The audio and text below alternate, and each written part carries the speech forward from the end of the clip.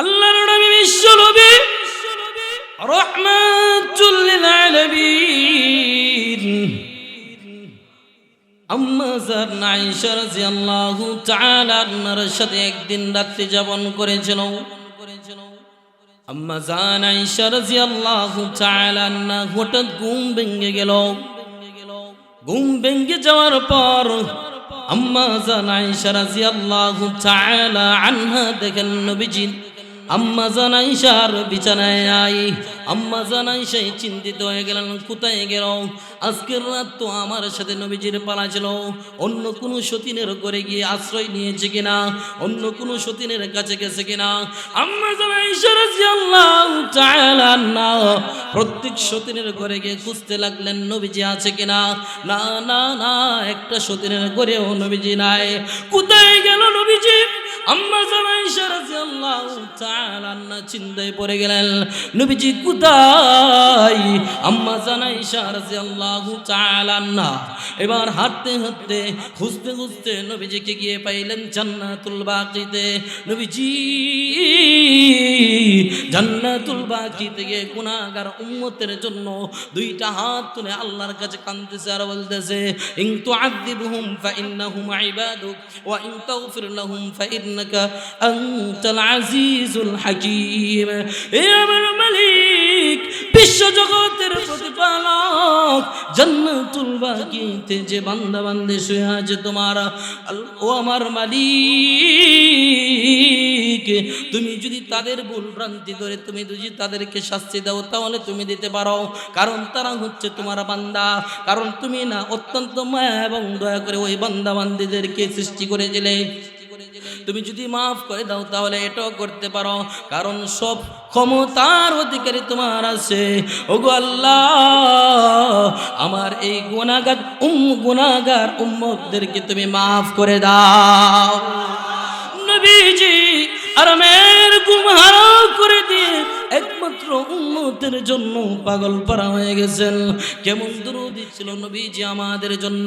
শুধু তাই নয়, নবীজির কাছে একবার ওহী নাজিল, কিছুদিন পর্যন্ত ওহী বন্ধ হয়েছিল।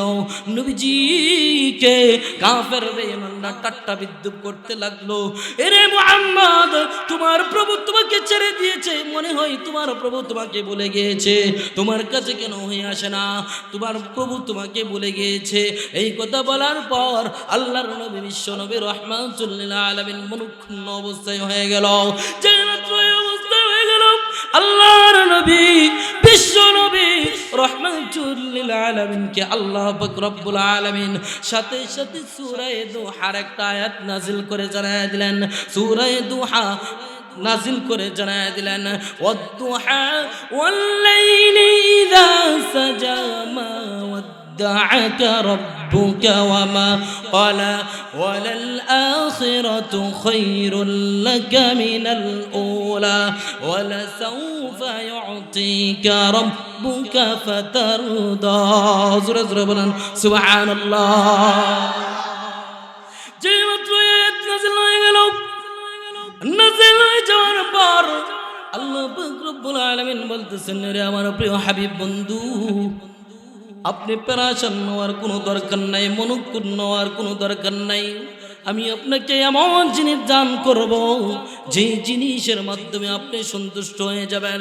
নবীজি বলতেছেন, আমি কোনো জিনিস চাই না, আমি শুধু একটা জিনিস চাই, যতক্ষণ পর্যন্ত আমার গুনাহগার উম্মত জাহান্নামে থাকবে ততক্ষণ পর্যন্ত আমি সন্তুষ্ট হব না। আল্লাহ পাক রব্বুল আলামিন জিবরাইল আমিনকে জানায় দিলেন, এরে জিবরাইল, আমার বন্ধুকে জানায়া দাও, আমার বন্ধুকে উম্মতের মাধ্যমে অসন্তুষ্ট করব না। জোরে জোরে বলা যাবে কি সুবহানাল্লাহ। শুধু তাই নয়, আল্লাহর নবী বিশ্ব নবী রাহমাতুল লিল আলামিন কেমন মায়া ছিল আমাদের প্রতি, কেমন দয়া ছিল। আল্লাহ পাক রব্বুল আলামিন প্রত্যেক নবীকে একটা স্পেশাল দোয়া দিয়েছেন। কুল্লু নবিয়্যিন দাওয়াতুম মুস্তাজাবা। হাদিসের মধ্যে এসেছে প্রত্যেক নবীকে একটা স্পেশাল দোয়া দিয়েছেন, যে দোয়া করলে সাথে সাথে কবুল হয়ে যাবে। এমনিতেই নবীদের সব দোয়াই কবুল হতো, কিন্তু সময় সাপেক্ষে কবুল হতো। কিন্তু আল্লাহ পাক রব্বুল আলামিন সমস্ত আম্বিয়া কিরামদেরকে একটা স্পেশাল দোয়া দিয়েছিলেন, যে দোয়া করবে সাথে সাথে কবুল হয়ে যাবে। আল্লাহ পাক রব্বুল আলামিন প্রত্যেক নবীকে স্পেশাল দোয়াটা দিয়েছেন। ওই স্পেশাল দোয়া প্রত্যেক নবী করে ফেলেছে, কিন্তু আমাদের নবী, দয়ার নবী, মায়ার নবী, রহমাতুল লিল আলামিন এটা দুনিয়ার মধ্যে করে নাই, এটা গুনাহগার উম্মতের জন্য রিজার্ভ করে রেখে দিয়েছে। কাল কিয়ামতের মাঠে হাশরের ময়দানে নবীজি গুনাহগার উম্মতের জন্য সুপারিশ করবে। জোরে জোরে বলেন সুবহানাল্লাহ। আমার লক্ষ্য করুন, নবীজি কত কষ্ট করেছে উম্মতের জন্য। তায়েফের ময়দানে একমাত্র কালিমা শুধু লা ইলাহা ইল্লাল্লাহ, ওই কালিমার দাওয়াত নিয়ে গিয়েছিল তায়েফের ময়দানে। কাফের বেঈমানরা যুবক ছেলেদেরকে, ছেলেপেলেদেরকে লেলিয়ে দিল, আর যুবক ছেলেরা পাথর নিক্ষেপ করতে লাগলো নবীজিকে। নবীজি রক্তাক্ত হয়ে গেল। রক্তাক্ত হয়ে যাওয়ার পর নবীজির পায়ে যে মোজা ছিল, ওই মোজা রক্তের কারণে আটা লেগে গেছে, ওই মোজা খোলে নাই। আল্লাহ পাক রব্বুল আলামিন সাথে সাথে ফেরেশতা পাঠিয়ে দিছে। ওই ফেরেশতা এসে বলতেছেন, ইয়া রাসূলুল্লাহ, ইয়া হাবিবাল্লাহ, ওই মক্কার কাফের বেঈমানরা আপনারা অত্যন্ত কষ্ট দিয়েছে। ওগো নবীজি আপনি বলেন, যদি আপনি বলেন তাহলে ওই তায়েফবাসীকে, মক্কাবাসীকে দুইটা পাহাড় চাপা দিয়ে একেবারেই ধ্বংস করে দিব। নবীজি কেমন ধরে দিয়েছিল। নবীজি ওই সময় তাদের জন্য ধ্বংসের দোয়া করে নাই। ফেরেশতাকে বলতেছে, রে ফেরেশতা, না না, তাদেরকে ধ্বংস করা যাবে না। এখন আমাকে মানে নাই, আমাকে বুঝে নাই, এই জন্য আমাকে মানে নাই। কিন্তু তাদের পরবর্তী যে বংশধারা আছে, এর মধ্যে কেউ না কেউ এক আল্লাহকে বিশ্বাস করবে, এক আল্লাহর প্রতি ঈমান আনবে এবং এক রসুলের প্রতি ঈমান আনবে। তাদেরকে ধ্বংস করা যাবে না, তাদেরকে ধ্বংস করা যাবে না। দেখেন তো নবীজি কত মায়ার নবী ছিল, কত দয়ার নবী ছিল। শুধু তাই নয়, নবীজি ওই কাফের বেঈমানদের নির্যাতন সইতে না পেরে মক্কা ছেড়ে মদিনায় চলে গেছেন। মক্কা ছেড়ে মদিনায় চলে গেছেন। মদিনায় যাওয়ার সময় নবীজি সাল্লাল্লাহু আলাইহি ওয়াসাল্লাম বলেন, এরে পবিত্র মক্কা ভূমি, তুমি কত পবিত্র। যদি আমার লোকেরা ওই আমাকে গামছাড়া না করতো, তাহলে আমি নবীজি তোমাকে ছেড়ে যাইতাম না। হাজারো বেতা বেদনার পরে ফিরে আসনি তুমি আপন ঘরে। দিনের আলো তুমি ছড়িয়ে দিতে, চলে গেলে মদিনায় মক্কা ছেড়ে। হে রাসূল তোমাকে ভুলি আমি কেমন করে। হে রাসূল তোমাকে ভুলি আমি কেমন করে। কে না কে দিন প্রচারের কাজে নিজেকে দিয়ে ছবি নিয়ে, তাইফের কাফেরেরা চিনল না সে আলো।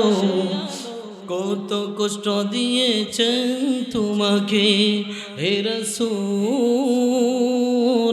তোমাকে বলি আমি কেমন করে। হে রাসূল তোমাকে বলি আমি কেমন করে। নবীজিকে বলা যাবে? নবীজিকে কখনো বলা যাবে না। লক্ষ্য করুন, শুধু তাই নয়, আল্লাহর নবী, বিশ্ব নবী রাহমাতুল লিল আলামিনের যখন ইন্তেকালের সময় হয়ে গেল, নবীজি ইন্তেকালের সময় ওই দরদি উম্মতদেরকে বলে নাই। জিবরাইল আমিন যখন নবীজির জানটা কবজা করতে এসেছে, ওই সময় আল্লাহর নবী, বিশ্ব নবী রাহমাতুল লিল আলামিন, জিবরাইল যখন এসেছে নবীজির কাছে, আজরাইল আলাইহিস সালাম যখন জানটা কবজা করতে এসেছে, তখন জিবরাইল আমিন কতক্ষণ পরে আসলো।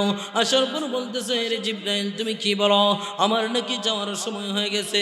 হা হা হা ইন্নাকা মাইয়িতু ওয়া ইন্নাহুম মাইয়িতুন।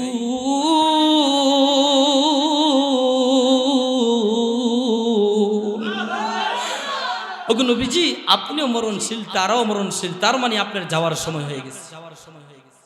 দেখেন নবীজি ইন্তেকালের সময় নবীজি ওই গুনাহগার উম্মতের জন্য চোখের পানি গড়গড় করে ছেড়ে দিয়ে কান্দে। এবার নবীজি কান্না আরম্ভ করে দিলেন। কান্দতে কান্দতে নবীজির চোখ দিয়ে পানি গড়গড় করে বের হইতেছে। এই দিক দিয়ে জিবরাইল আমিন বলেন, ওগো নবীজি, আপনি কেন কান্নাকাটি করতেছেন? নবীজি কেন কান্নাকাটি করেন? ফাতেমার জন্য কান্নাকাটি করেননি? না না না, আমি আমার মেয়ে ফাতেমার জন্য কান্নাকাটি করি না। তাহলে কার জন্য কান্নাকাটি করেন? আপনার নাতিন হাসান হুসাইনের জন্য কান্নাকাটি করেননি? না না না, আমি হাসান হুসাইনের জন্য কান্নাকাটি করি না। তাহলে কেন কান্নাকাটি করেন? আল্লাহর নবী বিশ্ব নবী রাহমাতুল লিল আলামিন বলেন, হে জিবরাইল, আমি আমার মেয়ে ফাতেমার জন্য কান্নাকাটি করি না। আমি আমার নাতিন হাসান হোসেনের জন্য কান্নাকাটি করি না। আমি একমাত্র কান্নাকাটি করতেছি আমার গুনাহগার উম্মতের জন্য। জোরে জোরে বলা যাবে কি সুবহানাল্লাহ? কান্নাকাটি করতেছি আমার গুনাহগার উম্মতের জন্য।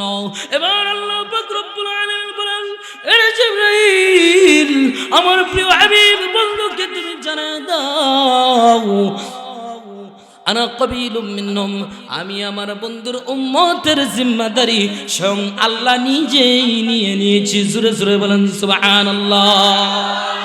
লক্ষ্য করুন, নবীজি মরণের সময় দরদি উম্মতদেরকে বলে নাই, গত একটা মাস গেছে রজব মাস, এই মেরাজের মাস। ওই মেরাজের মধ্যে আল্লাহর সাথে সাক্ষাৎ করতে গিয়েছিলেন আমাদের নবী বিশ্ব নবী মুহাম্মদুর রাসূলুল্লাহ সাল্লাল্লাহু আলাইহি ওয়াসাল্লাম। সবাই জানেন তো বিষয়টা? হ্যাঁ, মেরাজ হয়েছে যে আল্লাহর নবী বিশ্ব নবী রাহমাতুল লিল আলামিন তার প্রিয় বন্ধু মহান রব্বুল আলামিনের সাথে সাক্ষাৎ করতে গেছেন সিদরাতুল মুনতাহা পর্যন্ত। যখন সিদরাতুল মুনতাহা গেছেন, যাওয়ার পর আল্লাহর নবী বিশ্ব নবী রাহমাতুল লিল আলামিন জিবরাইল আমিনকে বলতেছেন, রে জিবরাইল, আমার সাথে তুমি চলো। জিবরাইল আমিন বলতেছেন, ইয়া রাসূলুল্লাহ, ইয়া হাবিবাল্লাহ, না না, এই সিদরাতুল মুনতাহা পর্যন্তই আমার সীমানা। এর একটু যদি সামান্য একটু যদি আমি বাড়ি, তাহলে আমার পাখাগুলা পুরে সরকার হয়ে যাবে নবীজি। এরপরে আমার যাওয়ার আর অনুমতি আল্লাহ আমাকে দেয় নাই। এবার আল্লাহ পাক রব্বুল আলামিন নবীজির জন্য রফরফ নামক একটা সিংহাসন পাঠায়া দিলেন। নবীজি ওই রফরফ নামক সিংহাসনে যখন আরোহণ করলেন, নবীজি সুবিশাল এলাকা অতিক্রম করতে লাগলো। যেই মাত্র আল্লাহর আরশের কাছে চলে গেল, চলে যাওয়ার পর একটা গায়েবী আওয়াজ আসলো, ওগো নবীজি, আপনি আল্লাহর আরশের অধিক নিকটবর্তী হয়ে গেছেন। জোরে জোরে বলেন সুবহানাল্লাহ। গায়েবী আওয়াজে বলে দিতেছে, ওগো নবীজি, আল্লাহর কাছে মেহমান হয়ে আপনি এসেছেন। আল্লাহর কাছে কি হাদিয়া পেশ করবেন, পেশ করেন গো নবীজি। নবীজি চিন্তায় পড়ে গেলেন, আল্লাহর কাছে আমি কি পেশ করব? কারণ আমি দরিদ্র, আমি অভাবী। আল্লাহ তো অভাব মুক্ত। আল্লাহ কোরআনে বলে দিয়েছেন, ওয়াল্লাহুল গনিয়্যু ওয়া আনতুমুল ফুকারা। দুনিয়ার মধ্যে যত মানুষ আছে সব মানুষ হচ্ছে দরিদ্র, একমাত্র ধনী হচ্ছে আমাদের মহান রব্বুল আলামিন। নবীজি চিন্তায় পড়ে গেলেন, আল্লাহকে কি হাদিয়া দিবেন? নবীজি চিন্তায় পড়ে গেছেন, আল্লাহকে কি হাদিয়া দিবেন? নবীজি মনে মনে বলতে লাগলেন, আল্লাহ তো আরশ কুরসির মালিক, লৌহ কলবের মালিক, আসমান জমিনের মালিক, দুনিয়ার সমস্ত ধনভাণ্ডারের মালিক। আমি আল্লাহকে কি হাদিয়া দিব গো, কি হাদিয়া দিব? নবীজি চিন্তায় পড়ে গেলেন। আমার লক্ষ্য করুন, নবী নবীজি ঠিক এমন মুহূর্তে সাথে সাথে সিজদায় পড়ে গেলেন। সিজদায় পড়ে গিয়ে আমরা যে নামাজের মধ্যে তাশাহুদ পড়ি, ওই তাশাহুদের প্রথম আয়াত তেলাওয়াত করতে লাগলেন। জোরে জোরে বলেন সুবহানাল্লাহ। আত্তাহিয়াতু লিল্লাহি ওয়াস-সালাওয়াতু ওয়াত-তাইয়্যিবাত। সমস্ত প্রশংসা আল্লাহ তাআলার জন্য, সমস্ত ইবাদত আল্লাহ তাআলার জন্য, সমস্ত পবিত্রতা আল্লাহ তাআলার জন্য।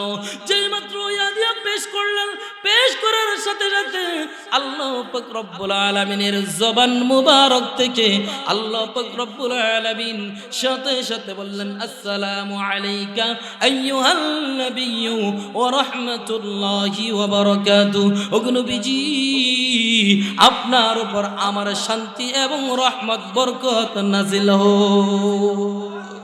এবার লক্ষ্য করেন, নবীজি চিন্তা করলেন এই শান্তি রহমত এবং বরকত শুধু নবীজির উপরে একই বর্তাইছে, শুধু একা সম্বোধন হয়েছে নবীজি তার প্রিয় বন্ধুর সাথে সাক্ষাতের সময়ও 1 মিনিট 1 সেকেন্ডের জন্য গুনাহগার উম্মতদেরকে বলে নাই। জোরে জোরে বলেন সুবহানাল্লাহ।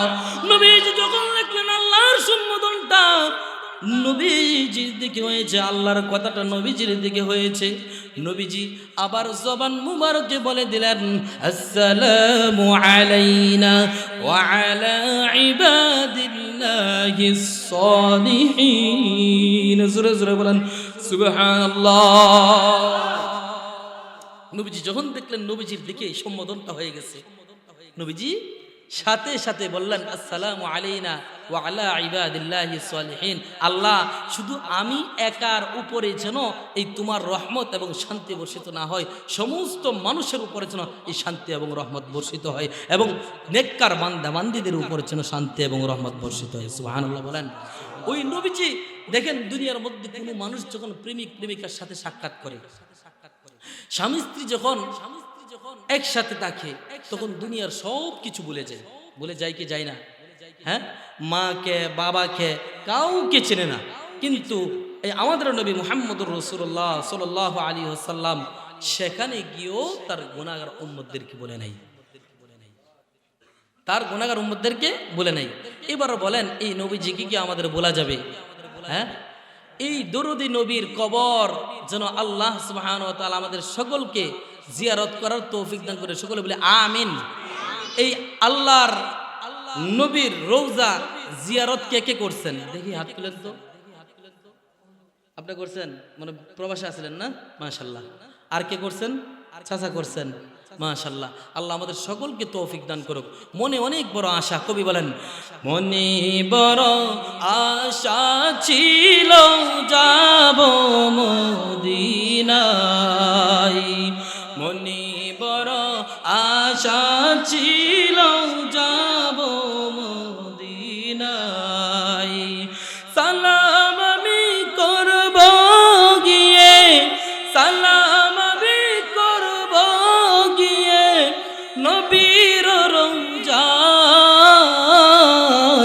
মনে বড় আশা ছিল যাব মদিনায়, মনে বড় আশা ছিল যাব মদিনায়।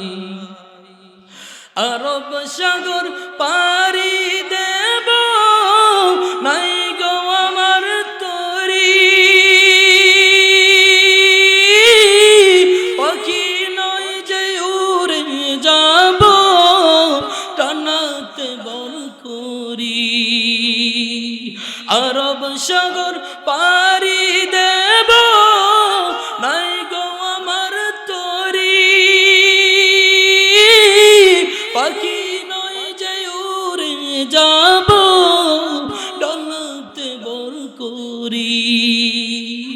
আশায় আছে সম্বল নাই, আশায় আছে সম্বল নাই, করি কি উপায়, মনে বড় আশা ছিল যাব মদিনায়। জোরে জোরে সবাই বলেন, মনে বড় আশা ছিল যাব মদিনায়, কাফেলাতে কে যাও তুমি, কে যাবে তরিয়ামাই, নাও নাও ভাই সঙ্গে নিয়ে খানিক সেবা করি, সঙ্গে যদি না নাও মোরে গিয়ে মদিনায়,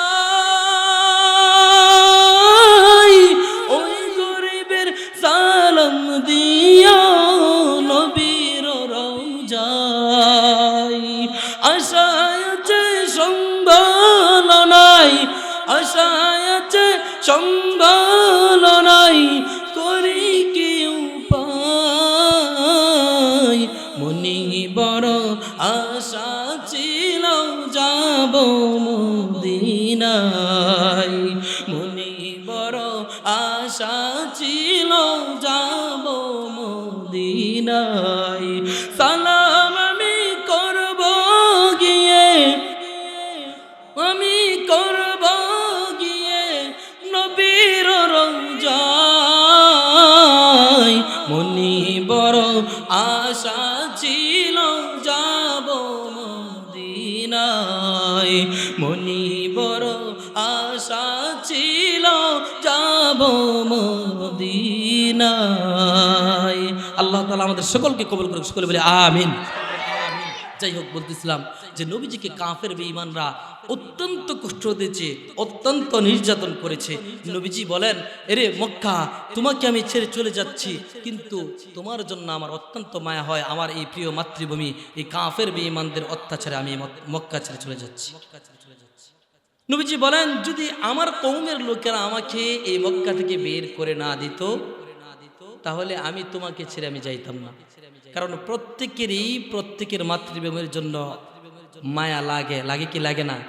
বিশেষ করে যারা প্রবাসে আছে তাদের অন্তরটা চটপট করে কখন মাতৃভূমিতে আসবে, কিন্তু টাকার তাগিদে তারা এই প্রবাসের জীবনটা, কষ্টের জীবনটা কাটাইতেছে। এই জন্য নবীজিকে অত্যন্ত কষ্ট দিয়েছেন। শুধু তাই নয়, নবীজি যখন সেজদারত অবস্থায় নামাজের সেজদায় গেছে, আবু জাহেল, উতবা, সাইবা, আবু লাহাব ওই নবীজির মাথার উপরে উটের নারী বুড়ি দিয়ে দিয়েছে। নাউজুবিল্লাহ। এখানে সাহাবাই কেরাম ছিল, টাকা সত্ত্বেও তারা অক্ষম। বড় বড় ওই কাফের বেঈমানেরা ছিল। যখন হযরত ফাতেমা রাদিয়াল্লাহু তাআলা আনহা শুনতে পারলেন, উটের নারী বুড়ি দৌড়াইয়া এসে ফাতেমা রাদিয়াল্লাহু তাআলা আনহা বাবার মাথা থেকে ওই উটের নারী বুড়িগুলো সরাইছে। শুধু তাই নয়, আল্লাহর এক সাহাবী আমর ইবনুল আস, ওই আমর ইবনুল আস রাদিয়াল্লাহু তাআলা আনহু যখন ইন্তেকালের সময় হয়ে যায়, তখন আমর ইবনুল আস রাদিয়াল্লাহু তাআলা আনহু কান্না করতেছেন। তাকে জিজ্ঞেস করা হলো যে আপনি কান্না করেন কেন? আপনি তো বড় একজন সাহাবী, আপনি তো মরণের পর আপনার জান্নাত। এবার আমর ইবনুল আস রাদিয়াল্লাহু তাআলা আনহু উত্তরে বলেন, শোনো, আমি কেন কান্নাকাটি করতেছি? আমি যখন কাফের অবস্থায় ছিলাম, আমি যখন বেঈমান ছিলাম, তখন নবীজির চেহারা দেখতে আমার ভালো লাগতো না। নবীজির চেহারা দেখলে আমার কাছে অত্যন্ত খারাপ লাগতো, আর মনে মনে ভাবতাম কখন যেন নবীজিকে হত্যা করে ফেলি। কিন্তু যখন ঈমান আমি আনয়ন করলাম, ঈমান আনয়ন করার পরে আল্লাহ পাক রব্বুল আলামিন আমার অন্তরের মধ্যে এমন পরিবর্তন দান করেছে, এই নবীজির চেহারা আমার কাছে সবচেয়ে বেশি প্রিয় হয়ে গেছে। যখন আমার ঈমান ছিল না, ওই সময় যদি আমি মারা যাইতাম, তখন আমি জাহান্নামী হয়ে যাইতাম। এখন ঈমান আছে, নবীজির ইন্তেকাল হয়ে গেছে। নবীজির ইন্তেকাল হয়ে যাওয়ার পরেও অনেক রাজনৈতিক বিষয়ে আমি জড়ায় গেছি, অনেক গুনাহে লিপ্ত হয়ে গেছি, আমার ভয় হয় আমি মরণের পরে আল্লাহ পাক রব্বুল আলামিন আমাকে জাহান্নামে দিবে না জান্নাতে দিবে, এই আশায় জাহান্নামের ভয়ে আমি কান্নাকাটি করতেছি। জাহান্নামের ভয়ে আমি কান্নাকাটি করতেছি। নবীজির চেহারা যার কাছে এত খারাপ ছিল, তার কাছে আবার নবীর চেহারা কত ভালো ছিল। এই জন্য নবীজি দয়ার নবী, মায়ার নবী, নবীর চেহারা না শুধু, নবীজির কথার একটা প্রভাব ছিল। নবীজির কাছে যারা বিরেছে তারাই বুঝতে পেরেছে নবীজির মন মানসিকতা। যখন মক্কা বিজয় হয়ে গেল, মক্কা বিজয় হয়ে যাওয়ার পরে কাফের বেঈমানেরা লেজ গুটায়া পলাইতে বাধ্য হলো। যখন নবীজি কথা শুনতে লাগলো, কাফের বেঈমানেরা বলতেছে যে আজকে যেহেতু মক্কা বিজয় হয়ে গেছে, মক্কা যেহেতু বিজয় হয়ে গেছে, তাহলে এখন এই মুহাম্মদের হাত থেকে আর বাঁচবার কোনো উপায় নাই। এখন মনে হয় মুহাম্মদ আমাদেরকে শেষ করে দিবে। যখন নবীজি কথাটা শুনতে পারলেন, শোনার পরে নবীজি বলেন লা তাসরিবা আলাইকুমুল ইয়াউম, আজকের দিনে আমি আজকের দিন থেকে নি কারো উপর কোনো জুলুম নির্যাতন অত্যাচার করব না। আমাকে মানুষ যা করেছে, কাফের বেঈমানরা যা কষ্ট দিয়েছে দেখ, কিন্তু আমি নবী কারো প্রতি কোনো জুলুম করব না। যে যেভাবে ইচ্ছা স্বাধীনভাবে চলাফেরা করতে পারবে। সুবহানাল্লাহ। আবু সুফিয়ানের ইসলাম ধর্ম গ্রহণ করা শুনলে আশ্চর্য হয়ে যাবে। লক্ষ্য করুন, ওই আবু সুফিয়ান ইসলাম ধর্ম গ্রহণ করার পূর্বে কাফের বেঈমান ছিল। আবু সুফিয়ান যখন কাফের বেঈমান ছিল, মক্কা যখন বিজয় হয়ে গেল, আবু সুফিয়ান তার চেহারার মধ্যে চাদর দিয়ে আবৃত্তি করে পালাইতে আরম্ভ করলো। ওই দিক দিয়ে রাইসুল মুফাসসিরিন আব্বাস রাদিয়াল্লাহু তাআলা আনহুর সাথে সাক্ষাৎ। আব্বাস রাদিয়াল্লাহু তাআলা আনহু বলেন, হে আবু সুফিয়ান, তুমি কি আবু সুফিয়ান? ওই আবু সুফিয়ান বলতেছে, তুমি আব্বাস নাকি? হ্যাঁ আমি আব্বাস। তাহলে তুমি কোথায় যাচ্ছ? আবু সুফিয়ান বলে, হে আব্বাস, তোমার মুহাম্মদ মক্কা বিজয় করে ফেলেছে, এখন আমাদের আর নিস্তার নাই পলায়ন করা ছাড়া। এবার আব্বাস রাদিয়াল্লাহু তাআলা আনহু বলেন, হে আবু সুফিয়ান, তুমি কি ইসলাম ধর্ম গ্রহণ করবা? আবু সুফিয়ান বলেন, হে আব্বাস, নবীজিকে আমি কত কষ্ট দিয়েছি, নবীজির উপর আমি কত নির্যাতন করেছি, নবীজি আমাকে ক্ষমা করবে না। এরে আবু সুফিয়ান, তুমি যদি ইসলাম ধর্ম গ্রহণ করতে চাও তাহলে তোমাকে নবীর দরবারে নিয়ে যাব। এবার আবু সুফিয়ান বললেন, তাহলে তুমি জিম্মাদারি হইবা। এবার আব্বাস রাদিয়াল্লাহু তাআলা বলেন, আবু সুফিয়ান, আমি তোমার জিম্মাদারি নিলাম, তোমাকে কেউ কিছু করবে না। এবার আবু সুফিয়ান আল্লাহর নবী, বিশ্ব নবী রাহমাতুল লিল আলামিনের দরবারে গেলেন। দরবারে গিয়ে আবু সুফিয়ান বলতে লাগলেন, ওগো নবীজি, আপনার জীবদ্দশায় আপনাকে আমি অনেক নির্যাতন করেছি, অনেক কষ্ট দিয়েছি। ওগো নবীজি, কাফের বেঈমানদের সাথে থেকে আপনাকে অনেক কষ্ট দিয়েছি, অনেক জুলুম নির্যাতন করেছি। নবীজি, আজকের পর থেকে আমি তওবা করব, আপনার হাতে কালিমা পড়ে আমি মুসলমান হয়ে যাব। জোরে জোরে বলেন সুবহানাল্লাহ। আবু সুফিয়ান নবীকে বললেন, ওগো নবীজি, আমাকে কালিমা পড়ান, আশহাদু আল্লা ইলাহা ইল্লাল্লাহু ওয়া আশহাদু আন্না মুহাম্মাদান আবদুহু ওয়া রাসূলুহু।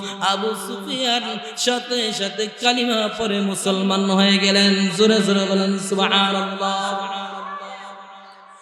এই জন্য আল্লাহ পাক রব্বুল আলামিন বলেন, আমিনু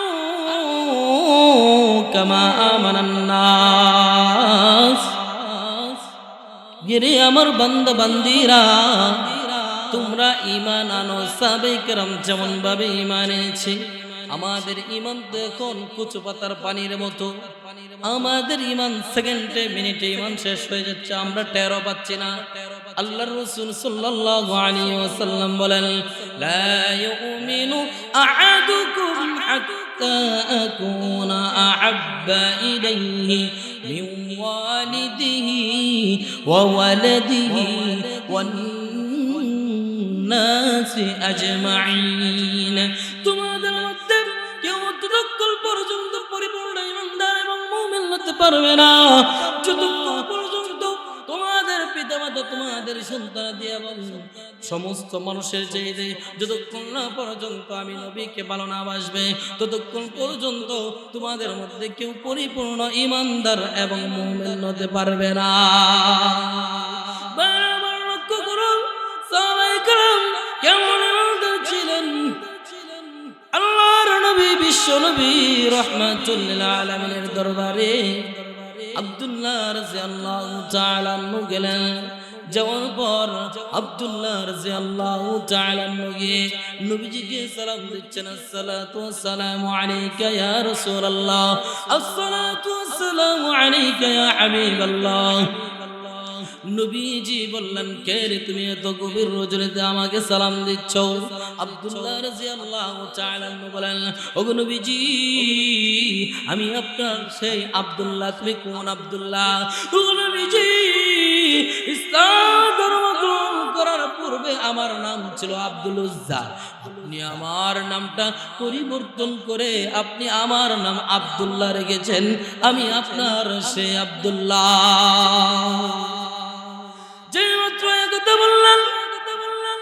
এই কথা বলার পর আল্লাহর নবী বিশ্ব নবী রাহমাতুল লিল আলামিন বলেন, আরে আব্দুল্লাহ তোমার বাপ দাদারা বড় ধনী, তুমি আমার দরবারে যে সময় আসতা ভালো ভালো পোশাক পরিধান করে আসতা, আজকে তো দেখি তুমি সামান্য কাপড়ের টুকরা পরিধান করে আমার দরবারে এসেছো। এবার আব্দুল্লাহ রাদিয়াল্লাহু তাআলা বলেন, আল্লাহর নবী বিশ্ব নবী রাহমাতুল লিল আলামিন কেন আমি আপনার দরবারে আসা যাওয়া করি? এই জন্য আমার চাচা ঘোষণা দিয়েছে, রে আব্দুল্লাহ হয়তো মুহাম্মদের দরবারে যাবে নতুবা আমার বাড়িঘর সব কিছু ছাড়বে। এবার আব্দুল্লাহ রাদিয়াল্লাহু তাআলা বলেন, আল্লাহর নবী বিশ্ব নবী রাহমাতুল লিল আলামিন আমি तमाम পৃথিবী ছাড়তে পারি, আমি আমার বাড়িঘর অট্টালিকা সম্পদ সব কিছু জানতে পারি, কিন্তু 1 মিনিট 1 সেকেন্ডের জন্য আমি মুহাম্মাদের দরবার ছাড়তে পারবো না। এই ঘোষণা আমি আমার চাচাকে দিয়ে এসেছি। জোরে জোরে বলেন সুবহানাল্লাহ। কেমন সাহাবী ছিল, কেমন ঈমান ছিল তাদের। এই কথা বলার পর আল্লাহর নবী বিশ্ব নবী রাহমাতুল লিল আলামিন ওই আব্দুল্লাহ রাদিয়াল্লাহু তাআলা আনহুকে ঘরের ভিতরে নিলেন, কামরার ভিতরে নিলেন। নেওয়ার পর আল্লাহর নবী বিশ্ব নবী রাহমাতুল লিল আলামিন পরনের 2টা কাপড় দিলেন, রে আমার আব্দুল্লাহ তুমি ওই 2টা কাপড় পরিধান করো। এই কথা বলার পর আল্লাহর নবী বিশ্ব নবী রাহমাতুল লিল আলামিন বলেন, রে আব্দুল্লাহ তোমার আরো কোনো চাওয়া পাওয়া আছে? আব্দুল্লাহ রাদিয়াল্লাহু তাআলা বলেন, ওগো নবীজি আপনি বলেছেন শাহাদাতের মরণ যদি হয় গো নবী তাহলে মরণের পরে আর সওয়াল জবাব হবে না। ওগো নবীজি আপনি আল্লাহর কাছে দোয়া করেন আল্লাহ যেন আমাকে শাহাদাতের মরণ দেয়। আব্দুল্লাহ এই যুদ্ধে গিয়েছিলেন, ঘটনাক্রমে যুদ্ধ হয় নাই। আব্দুল্লাহ রাদিয়াল্লাহু তাআলা দুনিয়া থেকে বিদায় নিয়ে চলে গেলেন। যেই মাত্র দুনিয়া থেকে বিদায় নিয়ে চলে গেলেন ওই আব্দুল্লাহ রাদিয়াল্লাহু তাআলা কে আল্লাহর নবী বিশ্ব নবী রাহমাতুল লিল আলামিন বলেন, আমার আব্দুল্লাহকে তোমরা নিয়ে আসো। আজকে কাফন দাফন করার পর আমি নবীজি আব্দুল্লাহর কবরের পাশে যাব। এবার আল্লাহর নবী বিশ্ব নবী রাহমাতুল লিল আলামিন কাফন দাফনের পরে আব্দুল্লাহ রাদিয়াল্লাহু তাআলা আনহুর কবরের পাশে গিয়ে আব্দুল্লাহ রাদিয়াল্লাহু তাআলা আনহুর লাশটা হাতে নিয়ে বলতেছেন, রে আমার সাহাবীরা রে আমার আব্দুল্লাহকে আমার হাতে দাও। নবীজি আব্দুল্লাহর লাশটা উপরের দিকে ধরে আল্লাহর কাছে বলতেছেন, ওগো আল্লাহ আমি আমার আব্দুল্লাহর প্রতি রাজি খুশি হয়ে গেছি। ও আল্লাহ তুমিও আমার আব্দুল্লাহর প্রতি রাজি খুশি হয়ে যাও। জোরে জোরে বলেন সুবহানাল্লাহ। ওই দিক দিয়ে সাহাবায়ে কেরাম কান্না আরম্ভ করে দিলেন। ওমর রাদিয়াল্লাহু তাআলা কাঁদতেছেন আর বলতেছেন, আরে আব্দুল্লাহ তুমি কত সৌভাগ্যবান, কারণ নবীজি তোমার জন্য দোয়া করেছে, তোমার তো শাহাদাতের বরণ হয়েছে। এই লাশটা যদি তোমার না হয়ে আমার হতো তাহলে আমি কতই না সৌভাগ্যবান হতাম। এই জন্য সদা সর্বদা সবসময় ইমানের পথে আমাদের ইমানকে মজবুত করতে হবে, আমাদের ইমানকে শক্ত করতে হবে। আল্লাহ সুবহানাহু ওয়া তাআলা এই জন্য আল্লাহর কাছে দোয়া করতে হবে আমরা যেন সদা সর্বদা ইমানের উপর থাকতে পারি। নবীজি আমাদের প্রতি যেমন দরদ দেখাইছে, আমরা যেন নবীজির আদর্শের উপর জীবন পরিচালনা করে যেন আমরা এই নবীজিকে ভালোবাসতে পারি, আমরা যেন পরকালে নবীজির শাফায়াত পাই, আমরা যেন নবীজির সাথে জান্নাতে যেতে পারি। আল্লাহ সুবহানাহু ওয়া তাআলা আমাদের তৌফিক দান করুক। ঈমানের পথে অবিচল থেকে আমার মরণ যেন হয়, ঈমানের পথে অবিচল থেকে আমার মরণ যেন হয়।